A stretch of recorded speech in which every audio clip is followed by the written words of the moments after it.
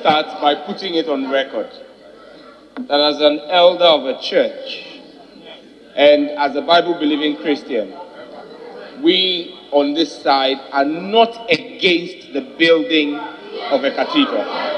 And this is what the Bible we believe in says to us. In Luke 14:28-30, is there anyone here planning to build a new house, in this case a cathedral, who doesn't first sit down to figure the cost so you know if you can complete it? If you only get the foundation laid, and Mr. Speaker, the Bible is so telling. The Bible knew Ghana will have a president called Akufo-Addo. This is what he says. If you only get the foundation laid and then run out of money, you are going to look pretty foolish. Everyone passing by will poke fun at you. He started something he couldn't finish. This is the word of the Lord. Don't you look foolish because you have only laid a foundation and run out of money. Mr. Speaker, this is not some church, this is the Bible. You don't go to church. In the Bible, God calls only one man, a man after his own heart. And that man was David, a man after God's own heart. A man that the finance minister aspires to be like in vain. But you see, Mr. Speaker, even when David wanted to build a temple for God, a man he called a man after his own heart. He said, you have blood on your hands, and for that sake, you cannot build me a temple. So he put together the materials for the temple for his son. Mr. Speaker, I end by remembering the lost 8 citizens who lost their lives in the 2020 elections. There is blood on their hand. Can we build a temple for God? Thank you very much. This project is estimated to cost $382 million.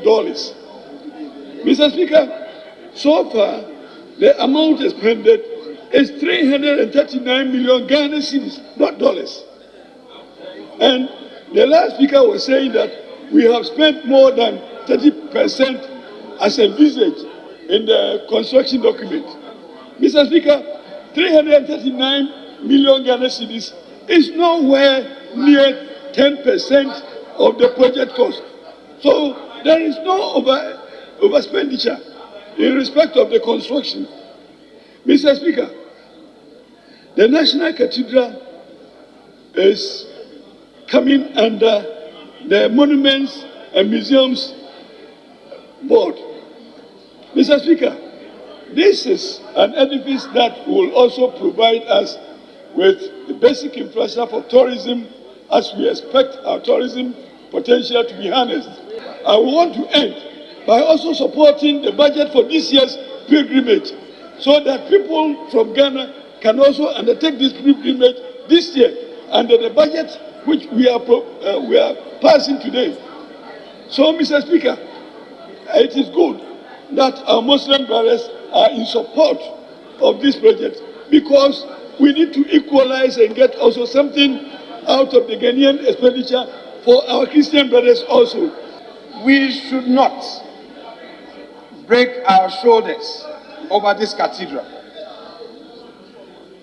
The cathedral should not only be seen as a mere structure. The committee has emphasized its tourism potential, and that is not for me.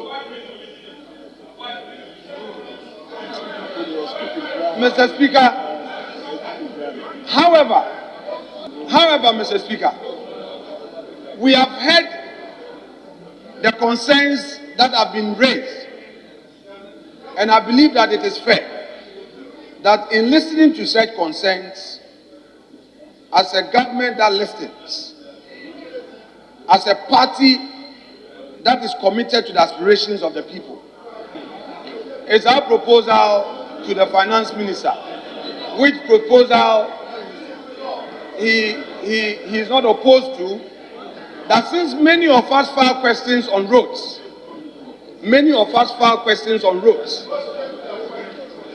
we, for the time being, Mr. Speaker, without letting this affect appropriation, Mr. Speaker, Finance Minister is in agreement that